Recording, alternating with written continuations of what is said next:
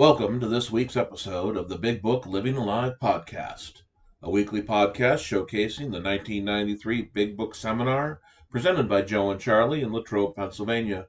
I am your host, Brad S., and I am an alcoholic.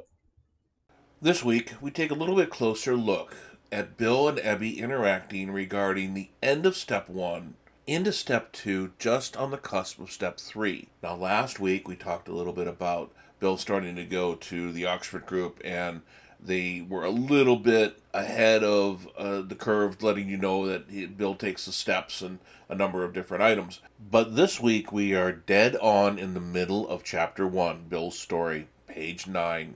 Ebby telling him that there has to be something greater than himself if he wants to get better. Bill had grown up with religion, but he was not necessarily religious. And he was a little bit rigid in how he thought about religion. He was probably shaped by his past, by his profession, and especially by his drinking. Because no one or no thing or no anyone was going to tell him how it was going to be. Now, I can relate to that as an alcoholic. No one told me what they were going to make me do. I controlled the world. And that's where we have to learn to give up and give away that control. Self-will run riot is only destructive to us. It's only when we give away and go with God's will or a spiritual will that we have a chance to get better. Let's hear Joe and Charlie talk a little bit about that this week. The bottom of page 9, there's a little item that I like. It said Eddie had come to pass his experience along to me if I cared to have it. I was shocked, but I was interested. Certainly I was interested. I had to be, for I was hopeless. See, Bill had took step 1, and he was hopeless. He admitted that he was hopeless. And then Ebby begins to talk to him about spiritual matters. He talked for hours. Charlie, these recollections welled up from the past. They made me swallow hard. See, Bill was somewhere between steps 1 and 2. He began to question this idea about God. He began to look into these things and to wonder about himself. And he said these recollections from the past made me well up and made me swallow hard. He began to think of them real seriously, somewhere between steps 1 and 2. Remember, Bill's coming from the Oxford group. Ebby's coming from the Oxford groups. The Oxford groups were a group of people practicing first century Christianity to the best of their ability. The terms that they used was highly religious in nature. Bill didn't want to hear this stuff. He said, I'd always believed in a power greater than myself. I'd often pondered these things. I was not an atheist. Few people really are. For that means blind faith in a strange proposition that this universe originated in a cipher, and namely, see, rushes nowhere. My intellectual heroes, the chemists, the astronomers, even the evolutionists, suggested vast laws and forces at work. Despite contrary indications, I had a little doubt that a mighty purpose and rhythm underlay all.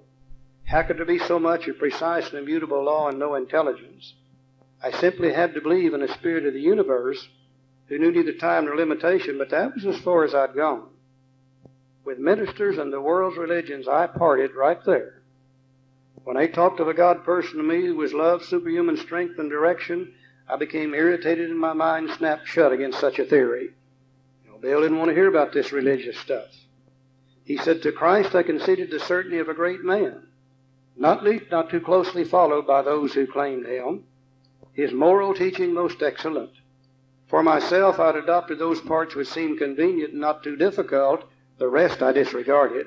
I have no trouble identifying where Bill Wilson felt exactly like that. Third paragraph on page 11. But my friend sat before me, and he made the point-blank declaration that God had done for him what he could not do for himself. His human will had failed. Doctors had pronounced him incurable.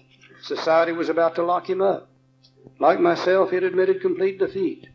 He had in effect been raised from the dead, suddenly taken from the scrap heap to a level of life better than the best he'd ever known. Had this power originated in him? Obviously it had not. There'd been no more power in him than there was in me at that minute, and this was not at all. That floored me. It began to look as though religious people were right after all. Here was something at work in a human heart which had done the impossible. My ideas about miracles were drastically revised right then. Never mind the musty past. Here sat a miracle directly across the kitchen table, and he shouted great tidings. This is where the identification process is so important. Bill knew about Ebby, and he knew if Ebby was staying sober, some power greater than Ebby was working in Ebby's life.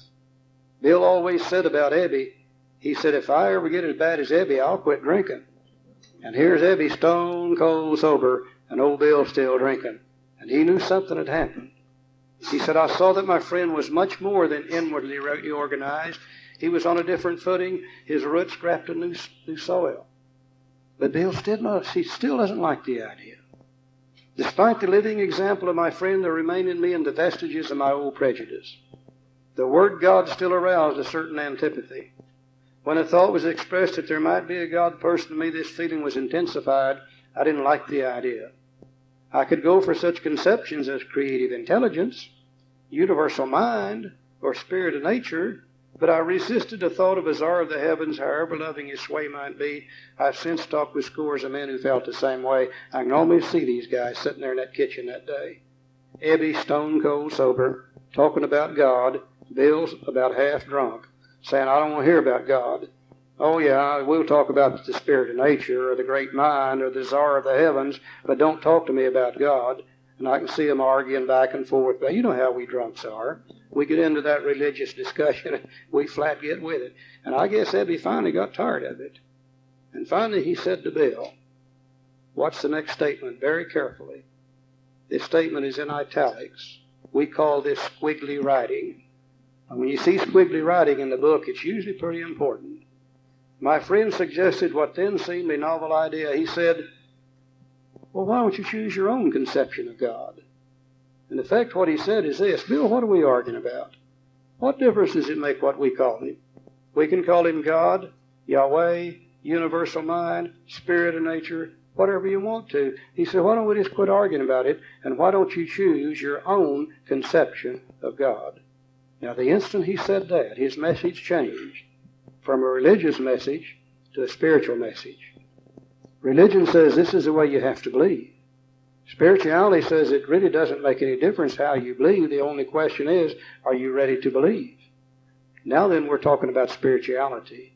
And based on that idea, Bill said, that statement hit me hard. It melted the icy intellectual mountain, a shadow I'd lived and shivered many years. I stood in the sunlight at last. It was only a matter of being willing to believe in a power greater than myself. Nothing more was required of me to make my beginning. I saw that growth could start from that point. Upon a foundation of complete willingness, I might build what I saw in my friend. Would I have it? Of course I would. Surely, this is when Bill took step 2. No step 2 written in those days. But this is where Bill was allowed to come to believe in a power greater than himself through Ebby's simple little statement, why don't you choose your own conception of God? And Bill has now taken what we know today as step 1 and step 2. He saw his powerlessness. Now then he's come to believe in a power greater than himself to restore him to sanity. One more little thing. I saw that growth could start from that point. Upon a foundation of complete willingness, I might build what I saw in my friend. Would I have it? Of course I would. Now this is Bill's first reference to a wonderfully effective spiritual structure. He's going to start painting in our minds a picture using words, and good writers always do this. Later on he's going to tell us what this spiritual structure is. And later on he's going to tell us that we're going to pass through this structure to freedom. But the beginning of this structure is the foundation. And the foundation is willingness. Willingness really comes from step 1. When we have admitted we are powerless, when we can see that what we're doing is no longer going to work, we become willing to do something about it. Step 2 is believing, and later on we'll see where believing is the cornerstone of that structure.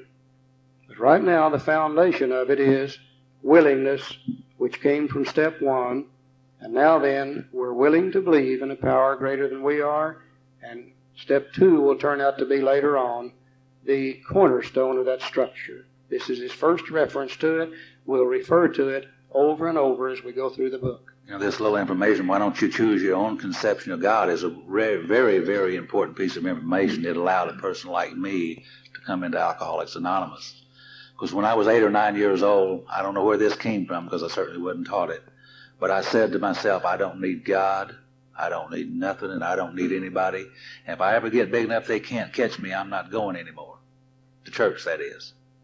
And I got big enough they couldn't catch me, and I didn't go anymore. And when I come into Alcoholics Anonymous, I was faced with this proposition of turning my will and my life over to the care of God, and I resisted that. I didn't want to have anything to do with it, as Bill did. And my sponsor recognized my aversion to these ideas. I had rejected them many, many years. And he said to me, well, Joe, why don't you choose your own conception? He said, and I said, I didn't know you could do that. I thought you had to choose the conception that I was taught. I didn't know that I had a choice in the matter. And he said, why don't you go home tonight and write down what you would like God to be? Forgetting all of that stuff that you were taught, what would you like God to be if you could make God? So I went home and I wrote down some things that I wanted God to be, things that I needed, I felt. And I presented those to George, and he said, good, you can start with that. See, I didn't know you could do that. Tremendous idea, tremendous idea. I don't have to believe in someone else's idea about God. I can have my own conception, however limited it might be. But I had to begin somewhere, and I was willing, as Charlie said, and that was the foundation. Thus was I convinced that God is concerned with us humans as we want him enough. At long last I saw, I felt, and I believed because of these ideas. Scales of pride and prejudice fell from my eyes. A new world came into view. The real significance of my experience in the cathedral burst upon me. For a brief moment I had needed and wanted God. There had been a humble willingness to have him with me, and he came. But soon the sense of his presence had been blotted out by worldly clamors, mostly those within myself. And I can remember that Sunday morning before I called my friend George. I had gotten to the point of being hopeless. Without hope, I couldn't get it up either. And the next morning, I said, God, please help me. I need to have some help. And I called my friend George because I knew that he was a member of Alcoholics Anonymous, and he came over and he stayed with me for 3 days. And then we went to my very first AA meeting on November 3rd, 1973, and I haven't had a drink since that Sunday morning. But they presented me with this idea, and when they started talking about God, again, 3 days sober, I said, I don't need this deal. I was wrong. And then I had to remember that Sunday morning, that experience that I had that Sunday morning as Bill did, and I thought I better reconsider this idea because I had prayed for help, and my help came, and I come to Alcoholics Anonymous. 3 days not drinking, I began to say, I've made a mistake. I don't need this thing. Something very significant happened there. Religion versus spirituality comes up an awful lot in the rooms, and I have been pretty regular in saying that, I'm down here in the basement, which makes me spiritual. Because if I was up in the pews on Sunday morning, I'd be religious. Now, the nice thing about this whole program is that you can be spiritual. You can be religious.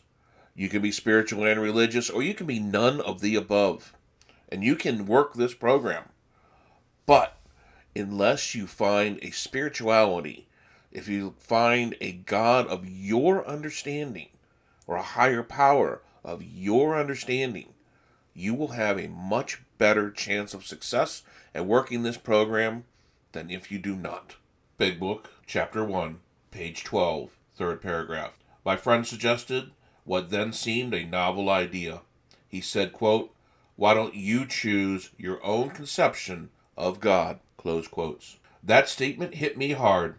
It melted the icy intellectual mountain in whose shadow I had lived and shivered many years. I stood in the sunlight at last. That's pretty powerful.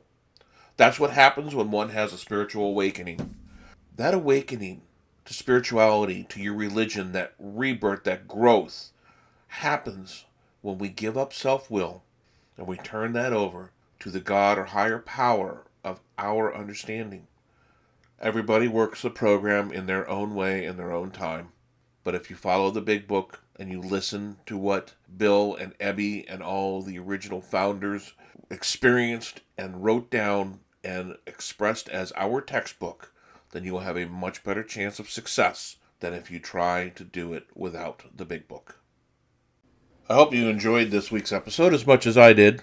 If you'd like just the raw Joe and Charlie portion of the podcast, that is available on our Patreon site. The link to that is available on our website or in the pinned comment. Until next week, this is the Big Book Living Alive Joe and Charlie podcast.